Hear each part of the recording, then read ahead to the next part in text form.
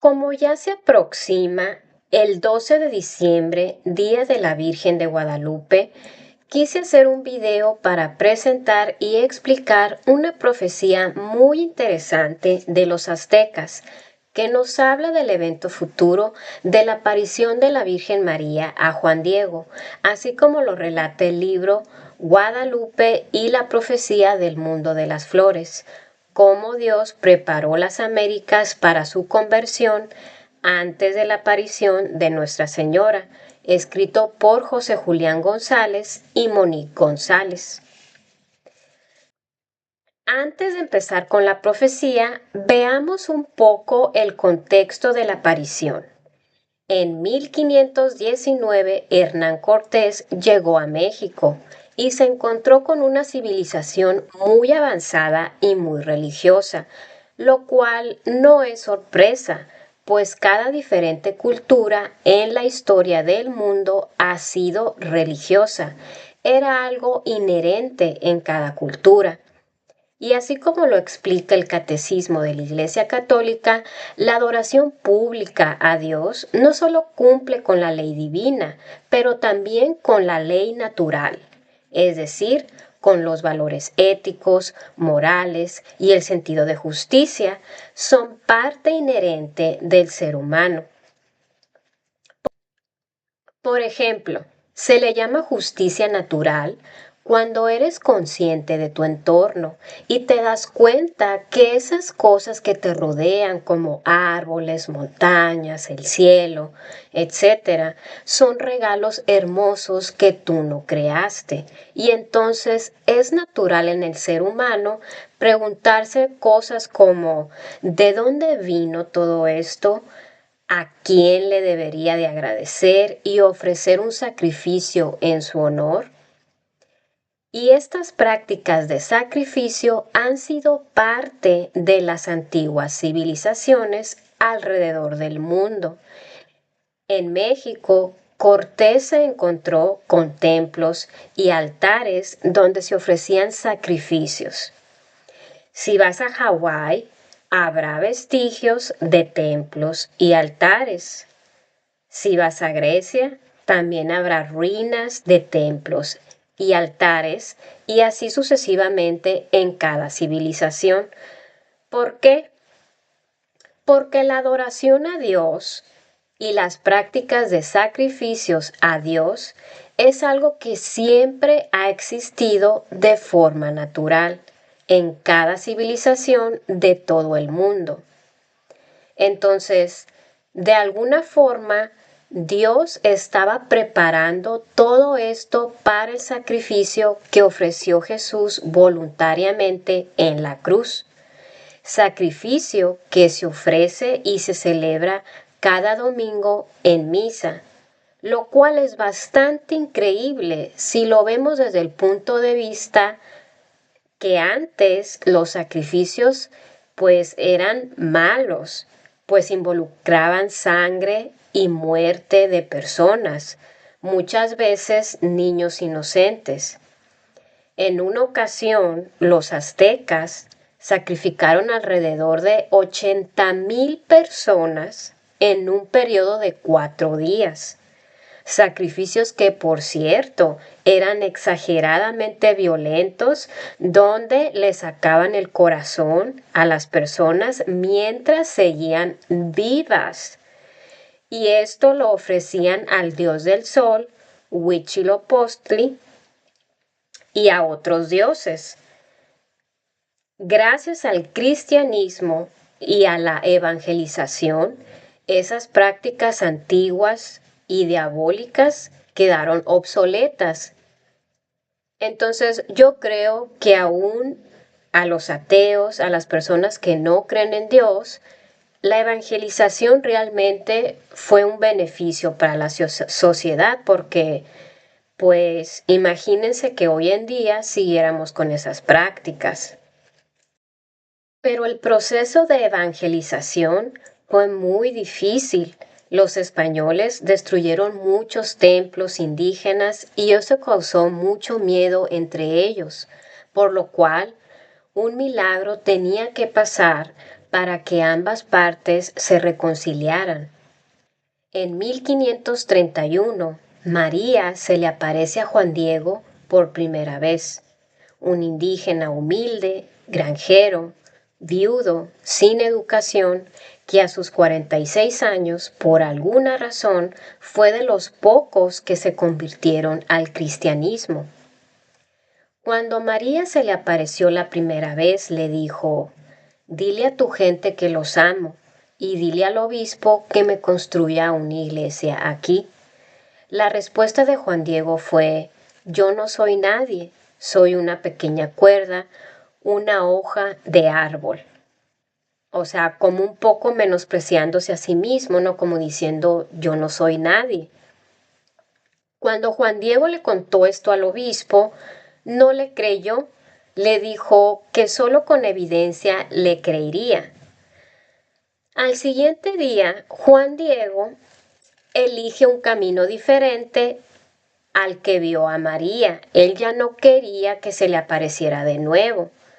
Pero a pesar de esto, María se le vuelve a aparecer una segunda vez y le dice: «Escucha, ponlo en tu corazón. Lo que sea que te aflige no es nada. No tengas miedo. Yo soy tu madre que te ampara. Tu tío ya está curado». Entonces aquí como dato, pues Juan Diego tenía un tío muy enfermo. Entonces, pues de acuerdo a Juan Diego, pues su tío sí se curó. Juan Diego la obedece, sube a la colina, recoge las rosas y se las lleva al obispo. El primer milagro es que las rosas no crecen en diciembre, es decir, estaba fuera de temporada, ¿no? Entonces, ¿cómo se explican? Pues que había rosas fuera de temporada. Ese es el primer milagro. El segundo milagro fue que al dejar caer las rosas desde su tilma, la imagen de la Virgen de Guadalupe aparece tal cual la conocemos hoy, que se ha convertido en un símbolo muy mexicano desde entonces. María estaba corrigiendo no solo la falsa religión de los indígenas, sino a los colonizadores españoles que estaban oprimiendo a la población. Lo más curioso es que la imagen de María estaba llena de símbolos aztecas. Por ejemplo, en la imagen se ve el sol, que para ellos representaba el dios más importante, y por otro lado también está la luna, otro símbolo de un dios que ellos consideraban poderoso. Curiosamente también en la imagen aparece María embarazada, dando señal de su hijo Jesús. Otro símbolo también muy importante es el Nahui Olin, uno de los símbolos más poderosos de la mitología mesoamericana. Este signo que vemos aquí engloba la concepción del universo, del tiempo y del espacio de la cultura náhuatl. Es el eje del cual parten los 4 rumbos del universo y su centro representa el punto justo de encuentro entre el cielo y la tierra según la cultura náhuatl. Y precisamente gracias a esos símbolos aztecas que conforman la imagen de la Virgen de Guadalupe es como los indígenas entendieron el mensaje dirigido específicamente hacia ellos. Y aquí es donde entra la profecía del mundo de las flores. La aparición de la Virgen de Guadalupe fue el cumplimiento providencial de esta búsqueda indígena de la verdad divina. La aparición en el Tepeyac con sus flores fuera de temporada se presenta como la encarnación del paraíso florido que la poesía náhuatl anhelaba. La profecía del mundo de las flores se encuentra en el poema náhuatl Huicapeucatoyi, pues la verdad no sé cómo se pronuncia, ¿no? Aquí me van a disculpar, pero es muy difícil de pronunciar, que se traduce como el origen de los cantos. Este poema consta de 7 versos, así como lo veremos a continuación, y aunque fue traducido al español por los colonizadores, pero originalmente está escrito en náhuatl. Y es muy importante señalar que el poema existe desde antes de la conquista española. Como podemos ver en estos versos, el cántico o poema habla sobre el mundo de las flores, que es un lugar celestial donde caen flores del cielo. Y esto no solo era una creencia azteca, sino de otras civilizaciones mesoamericanas en Guatemala, Perú, etc. La flor representa la cosmovisión del mundo y es parte de la filosofía náhuatl. En este poema, un cantor pide la verdad al universo sobre la existencia y la vida, pero en este poema el cantor no logra llegar al paraíso de las flores porque no es digno, dice, y que solo Dios puede revelar la verdad. Habla de un cantor que busca flores fragantes para cortarlas y llevarlas a sus amigos y señores, y también se menciona que pondría en su tilma esas flores. Con este poema, Dios plantó las semillas en su cultura para que pudieran entender los eventos futuros, ya que gracias a este poema los indígenas pudieron hilar su cultura con el Dios verdadero manifestado en el cristianismo, en este caso revelado a través de la Virgen de Guadalupe. Esta conexión entre el poema y el encuentro de Juan Diego con la Virgen de Guadalupe fue lo que finalmente logró convertir a los indígenas al cristianismo, algo que antes ellos veían como ajeno a su cultura y por eso no querían convertirse, hasta que fueron testigos del milagro del Tepeyac. El resultado de todo esto fue que en un periodo de aproximadamente 10 años, más de 9 millones de indígenas se convirtieron al cristianismo. Y a eso se le conoce como la conversión en masa más grande en toda la historia de la Iglesia, donde la unión de la cultura indígena y española dio lugar a la cultura mexicana. Existen relatos de indígenas viajando desde diferentes partes de México solo para bautizarse voluntariamente. Caminaron cientos de kilómetros, aunque tuvieran alguna enfermedad o alguna discapacidad. La imagen en la tilma es un misterio hasta el día de hoy.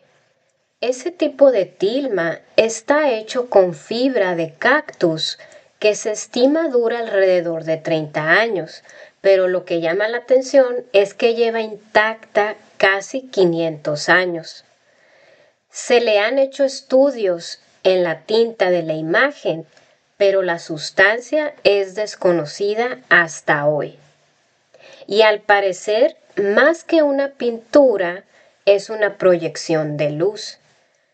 Se hicieron estudios con luz infrarroja, pero no se detectaron pinceladas de ningún tipo.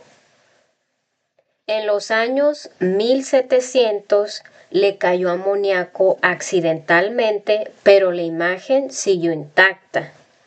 Después, en 1921, cuando las guerras cristeras, una bomba fue arrojada dentro de la iglesia y aunque muchas cosas quedaron destruidas, la imagen estaba intacta.